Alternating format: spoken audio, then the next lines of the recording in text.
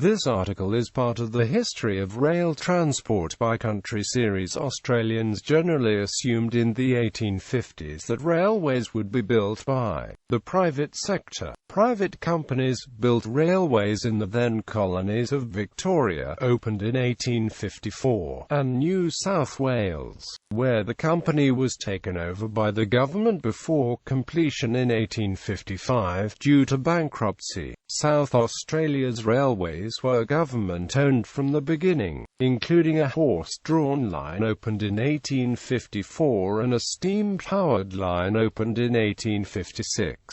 In Victoria, the private railways were soon found not to be financially viable, and existing rail networks and their expansion was taken over by the colony. Government ownership also enabled railways to be built to promote development, even if not apparently viable in strictly financial terms. The railway system spread from the colonial capitals, except in cases where geography dictated a choice of an alternate port. Railways in Australia date from the 10th of December 1831, when the Australian Agricultural Company officially opened Australia's first railway, located at the intersection of Brown and Amp Church Streets, Newcastle, New South Wales. Privately owned and operated to service the A Pit coal mine, it was a cast-iron Fishby rail on an inclined plane as a gravitational railway. The colonial railways were built to 3 different gauges, which became a problem once lines of different systems met at Albury, New South Wales in 1881 and Wallingarra, Queensland in 1888. In the 20th century, the lines between major cities were converted to standard gauge and electrified suburban networks were built in Sydney, Melbourne, Brisbane and Perth. In the second half of the 20th century, many rural branch lines were closed to passenger traffic or altogether in all states. On the other hand, long heavy-haul railways were built to transport iron ore in Western Australia and coal in Queensland to ports. In Western Australia, these railways are privately owned. In the 1990s and the early 21st century, the traditional networks were reorganized and partially privatized. The Interstate standard gauge network came largely under the control of the Australian Rail Track Corporation, and private companies were allowed to operate on it for the first time. Some non-metropolitan interstate networks became privately controlled and the operation of private freight and passenger trains commenced. Queensland Rail was left as the only government-owned operator of freighter rural passenger trains. The Melbourne Suburban Railways became the first urban rail system to be operated by private sector franchisees. Development of state-based networks. Railways in Australia date from the 10th of December 1831, when the Australian Agricultural Company officially opened Australia's first railway, located at the intersection of Brown and Amp Church Streets, Newcastle, New South Wales. Privately owned and operated to service the A Pit coal mine, it was a cast-iron Fishby rail on an inclined plane as a gravitational railway. The earliest railway in South Australia consisted of the 7-mile horse-drawn freight line between Goolwa and Port Elliot in South Australia, which began service on the 18th of May 1854, allowing steamships to avoid the treacherous mouth of the Murray River. The first steam locomotive began service soon afterward between Sandridge and Flinders Street, Melbourne. In 1848, the Sydney Railway Company was established to connect Goulburn and Bathurst to Sydney, mainly to convey wool for export to the United Kingdom. It had considerable difficulty raising sufficient funds to commence construction, and none of the proposed standard gauge line was opened until 1855, when the line was opened between Sydney and Granville in what is now Sydney's western suburbs. The first section of what is now the main Southern Line. In fact, the Sydney Railway Company went bankrupt building it, and as a result the line was taken over by the government. leading to the establishment of the New South Wales Government Railways. Part of the reason for the delay in starting construction and the company's eventual bankruptcy was the start of the Australian gold rushes in 1851. These created a labour shortage and forced up prices. In fact, the railway did not reach Goulburn until 1869 and Bathurst until 1876, both lines having had to cross difficult topography. Victoria was the main beneficiary of the gold rushes, with the major discoveries around the state but particularly at Ballarat and Bendigo in the early 1850s. While this created a labour shortage in the colony, it also caused great development in Melbourne, first settled in 1835 and declared a city in 1847. As a result, Australia's first steam-powered railway was a suburban line opened by the Melbourne and Hobsons Bay Railway Company from Melbourne to Sandridge. In 1854, this line and almost all subsequent Victorian lines were built to broad gauge. In 1856, the government-owned South Australian Railways opened its first 1,600mm gauge line from Adelaide to Port Adelaide. The three major Australian colonies at the time failed to follow advice from the British government to adopt a uniform gauge in case the lines of the various states should ever meet. In 1850, the original Irish engineer, Francis Shields, persuaded the Parliament of New South Wales to require that all railways in the colony be of the Irish broad gauge. In 1853, a Scots engineer persuaded the legislature to change back to standard gauge. Unfortunately, although New South Wales had informed Victoria of the change, the government decided to continue with 1,600mm gauge, and South Australia then followed Victoria. Suggestions and proposals respectively that Victoria should follow New South Wales and New South Wales should convert to the Victorian gauge were made soon after, but the states followed their initial choice. Queensland's first line gauge, known in Australia as narrow gauge, from Ipswich to Biggers Camp, the first stage of a railway between Brisbane and Toowoomba, opened in 1865.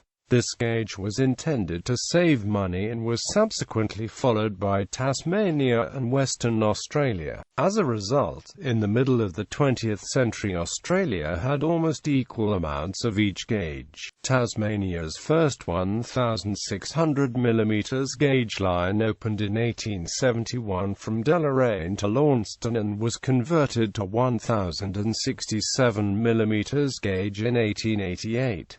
Finally, Western Australia opened its first government-owned line in 1879 between Geraldton and Northampton. Lines spread in all the states from these first lines, connecting ports to farmland and ports. The main line systems of New South Wales, Victoria, South Australia and Queensland met in the 1880s. Only Victoria and South Australia shared a common gauge, and even so they opted to change engines at the border. The other mainland colony, Western Australia, was isolated by 2,000 kilometres of desert. The first break of gauge was created when the New South Wales and Victorian lines met at Albury in 1883.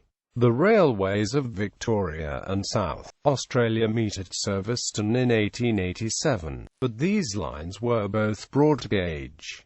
In 1888, the railways of New South Wales and Queensland met at Wallingarra. Meanwhile, in 1889, the first line gauge in the Northern Territory was opened from Darwin to Pine Creek. In 1914, an 8-kilometre extension of the New South Wales Railways from Queanbeyan to Canberra was opened to create the Australian Capital Territories' first and only line. New South Wales's railways date from the 10th of December 1831, when the Australian Agricultural Company officially opened Australia's first railway, located at the intersection of Brown and Amp Church Streets, Newcastle. privately owned and operated to service the A-Pit coal mine. It was a cast-iron fishbay rail on an inclined plane as a gravitational railway. New South Wales's railways were standard gauge lines built to connect the ports of Sydney and Newcastle to the rural interior. The first public railway was built from Sydney to Parramatta Junction, and after 2 decisions to change the rail gauge, problems in raising capital and difficulties in construction, the line was opened in 1855. The main southern line was built in stages from Parramatta Junction to the Victorian border at Albury between 1855 and 1881 and connected to the Victorian railways at a break of gauge in 1883. The standard gauge connection from Albury to Melbourne was finally completed in 1962. Meanwhile, the main Western Line was built in stages to the northwest of the state, starting in 1860 at Parramatta Junction and reaching Burke in 1885. The main North Line was built in sections over several years. The Sydney to Newcastle section was connected with the conclusion of the final 2 stages, Mullet Creek to Gosford and Hawkesbury to Mullet Creek, of the Homebush to Waratah line. These final 2 stages required the construction of the Woi Woi Tunnel and the original Hawkesbury River Railway Bridge. The Newcastle to Wallingarra section was constructed between 1857 and 1888 with a break of gauge required at the New South Wales and AMP Queensland border. The North Coast Railway line, constructed between 1905 and 1932 with the completion of the Grafton Bridge, brought about the closure of the northern end of the main North Line at the Maitland Junction due to its shorter distance.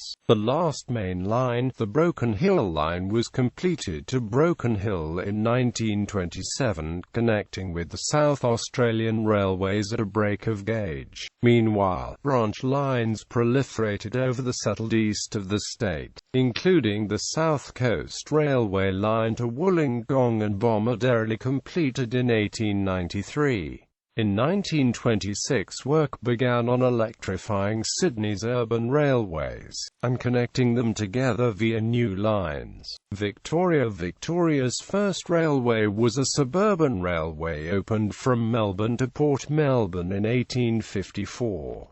The Melbourne and Suburban Railway Company's line from Princes Bridge Railway Station to Punt Road opened in 1859. In the same year, the Geelong and Melbourne Railway Company opened its line from Melbourne to Geelong. Subsequently, the Victorian Railways built new railways to connect farming and mining communities to the ports of Melbourne, Geelong and Portland. In 1862, lines reached the great gold rush towns of Bendigo and Ballarat. In 1864 a line was opened to the Murray River port of Echuca. In 1883 the first connection with another state's rail system was made when the North East Line was completed to the New South Wales Government Railways station at Albury, requiring a break of gauge to New South Wales is 4 feet 8.5 in standard gauge main Southern Line. In 1887, Victorian Railways met South Australian Railways at Serviceton, although both systems used broad gauge. In 1919, electrification and development of the Melbourne suburban lines commenced. Minor extensions to suburban lines have continued, but patronage fell as road transport gained favour from the 1960s. In recent years, patronage has risen substantially, with more than 200 million trips on the network in 2007-2008. In 1981, Melbourne's only underground railway, the City Loop, was opened. On the country network, a large number of uneconomic branch line railways have been closed since the 1950s, leaving a skeleton network by the time of the Loney Report of 1980. Privatisation of the Victorian railway network was carried out by the Kennett government in the 1990s, with freight, suburban and country rail services split into separate companies. This was later followed by the regional fast rail project that saw track upgrades, new trains, and an improved timetable to major regional cities. Queensland. The first line opened in 1865 from Ipswich to Grantchester, a temporary terminus in the foothills of the Darling Downs. It was built to narrow gauge 3 feet 6 in order to reduce costs through the steep escarpment. This was subsequently applied to all the railways built in Queensland, except for the Sydney-Brisbane line and the Weipa Mining Railway, both built in the 20th century. This was the first 1,067mm railway in the world, but the gauge subsequently spread to Western Australia, South Australia, Tasmania, New Zealand, Japan, Indonesia and several African countries. The line was extended from Grantchester to Toowoomba at the top of a steep climb in 1867 and was connected from Ipswich to Brisbane in 1875. From Toowoomba it was extended in stages to meet the New South Wales standard gauge line at Wallingarra in 1887 and to Charleville in outback southern Queensland in 1888. Independent lines were commenced from the east coast ports of Maryborough, Bundaberg, Gladstone, Rockhampton, Mackay, Bowen, Townsville Railway Station, Cairns and Cooktown. The central line opened from Rockhampton to Westwood in 1887 and reached Winton in central western Queensland in 1928. The Northern Line opened from Townsville to Charters Towers in 1882 and reached Mount Isa in 1929. In 1888 the east-west lines began to be connected with the opening of the first section of the North Coast Line to Petrie. It was not until 1924 that this line finally reached Cairns. Cooktown was never connected. Many heavy-haul coal lines were built in the late 20th century from the ports of Gladstone and Haypoint. Electrification of some of the heavy-haul coal lines commenced in 1986. Finally, an electrified rail system was developed in suburban Brisbane from 1979. Eventually the North Coast Line between Brisbane and Rockhampton was electrified. This, together with the Central Queensland Mining Railway, constitutes Australia's only significant rural rail electrification. Western Australia. The first railway in Western Australia was a private timber railway from Lockville to Yugonup, south of Perth. In 1879, Western Australian Government Railways opened a 1,067mm gauge line to connect the copper mine at Northampton and the port of Geraldton. Subsequently, lines also developed from the ports of Fremantle, Bunbury, Albany and Esperance, mainly for carrying grain and minerals. The line between Fremantle, Perth and Guildford was opened in 1881. In 1893, Perth was connected to the port of Bunbury, 175 kilometres south of Perth. In the following year, the Midland Railway Company opened a line from Perth to Walkaway, which connected with the government line to Geraldton, 424 kilometres north of Perth. In 1896, the railway connected Perth to Kalgoorlie, where gold had been discovered in 1893. In the 20th century, Perth was finally connected to the eastern states. In 1917, the standard gauge Trans-Australian Railway connected Eastern Australia with the narrow gauge network at Kalgoorlie. The nationalisation of non-paying branch lines started in 1957, with the closure of many lines. Commencing in the 1960s, a number of long-distance heavy-haul railways have been built in the Pilbara region by major iron mining companies, particularly BHP Billiton and Hamersley Iron. New lines are still being built in this area, particularly to supply the booming Chinese market. In 1986, the electrification of Perth's suburban lines with a 25 kV AC overhead power supply commenced. The longest new line was opened on 23 December 2007 from Perth to Mandurah, South Australia in 1854. South Australia opened a horse-drawn tramway from the port of Goolwa on the Murray River to an ocean harbour at Port Elliot to transfer freight between shallow draft vessels and coastal and ocean-going vessels, which later became part of the steam-powered network. The South Australia line was later extended to a safer harbour at Victor Harbour. The first South Australian steam-operated line was built as a broad-gauge 1,600mm line in 1856 between the city and Port Adelaide, stopping at Bowden, Woodville and Alberton, followed by a broad-gauge line to Gawler the next year, 1857. This line was extended to Kapunda, a copper mining town, in 1860 and then to Burra, the Great Copper Centre, in 1870.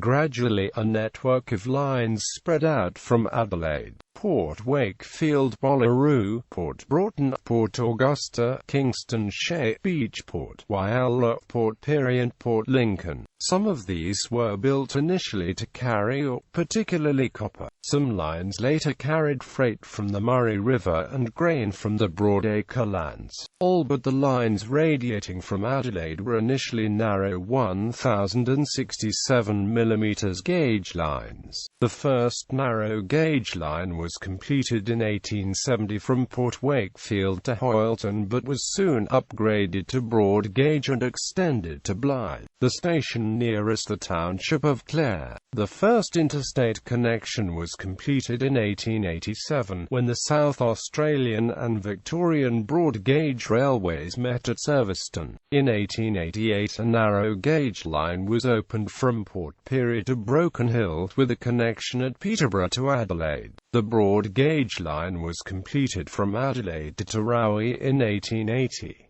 The line north of Tarawa was built as a narrow gauge line in stages to Peterborough and Quorn in 1882 and Oodnadatta in 1891. This was extended to Alice Springs by Commonwealth Railways in 1929, when it was renamed the Central Australia Railway. Tasmania. The first railway in Tasmania was a broad-gauge 1,600mm line opened between Deloraine and Launceston in 1871 by the Launceston and Western Railway. It quickly went bankrupt and was effectively taken over by the Tasmanian government in 1872. In 1876, the Tasmanian Main Line Company opened a narrow-gauge 1,067mm line from Hobart to Evandale, connecting with an extension of the Launceston and Western line at a break of gauge. Further gauge confusion was added in 1885 when the Tasmanian government built a narrow-gauge line west of Deloraine to Devonport. This was resolved in 1888 by the conversion of the Launceston-Deloraine line to narrow gauge. The Tasmanian government bought the Tasmanian Main Line Company in 1890, creating the Tasmanian Government Railways. In 1901, the line to Devonport line was extended to Burnie, connecting with the Emu Bay Railways line to Zeehan. Other branches were built, but the Tasmanian system has always been small and unprofitable. Currently operated by the Tasmanian government-owned Tasrail. Previous owners include Australian National, Australian Transport Network and most recently, Pacific National. Off-network gauges. Development of the national network. In the 19th century, railways were created to enable agricultural and minerals traffic to be carried to ports for export, and to allow passenger and freight operations between colonial capitals and regional areas. Coastal shipping handled most passenger and freight traffic between the colonies. John Whitten was appointed Engineer-in-Chief of the New South Wales Government Railways in 1856 and immediately advised advised his government that the short railway that had been opened in Sydney be converted to broad gauge in case the railways of New South Wales, Victoria and South Australia ever joined, but he was refused because his political masters were unable to envisage intercolonial traffic ever developing. Quote, however, the problem of different gauges became apparent with the meeting of lines of the different systems at Albury in 1883 and Wallingarra in 1888. In the 1890s, the establishment of an Australian federation from the 6 colonies was debated. One of the points of discussion was the extent that railways would be a federal responsibility. The vote to make it so was lost narrowly. Instead, the new constitution allows the acquisition, with the consent of a state, of any railways of the state on terms arranged between the Commonwealth and the state, and railway construction and extension in any state with the consent of that state. However, the Australian government is free to provide funding to the states for rail upgrading projects under Section 96. The Australian government has full responsibility for railways in the Federal Territories. Although the Northern Territories Railway is now owned and operated by the private Australasia Rail Corporation and the only railway in the Australian Capital Territory, the Canberra-Queanbeyan Railway is now operated by Railcorp. In 1910, a conference of railway commissioners chose 4 feet 8.5 in to be the standard gauge. Over the decades, many plans were floated to fix the break of gauge. These failed, mainly because they were too ambitious and proposed to convert all lines, even lines of little economic value, creating a standard gauge network. In the 20th century, the different state rail systems became more integrated, initially creating more breaks of gauge. In 1917, the federal government's standard gauge Trans-Australian Railway was completed between Kalgoorlie and Port Augusta. However, this required a break of gauge at Kalgoorlie to reach Perth and breaks of gauge at both Port Augusta and Tarawi to reach Adelaide. In 1927, the last section of the Sydney Broken Hill line was completed between Treader and Menindee, meeting the South Australian Railways line at a breakout gauge and requiring a further break of gauge at Tarawi to reach Adelaide. In 1932, the first progress in reducing the gauge conflict was made with the completion of the standard gauge Sydney-Brisbane Railway with the opening of a bridge at Grafton. The first standard gauge line in South Australia, Trans-Australian Railway, was completed in 1917 between Port Augusta and Kalgoorlie, requiring break of gauges at Tarawi, Port Augusta and Kalgoorlie to reach Perth. This line was extended to Port Pirie Junction in 1937 and the broad gauge line from Adelaide to Red Hill was extended to Port Pirie, removing one break of gauge. In the 1950s, a parliamentary committee chaired by William Wentworth recommended a much more modest and affordable plan to gauge convert the 3 main missing links: Albury to Melbourne standard gauge track added parallel to broad gauge to complete the Sydney-Melbourne Railway, Kalgoorlie to Perth narrow gauge converted to standard gauge, Broken Hill to Port Pirie narrow gauge converted to standard.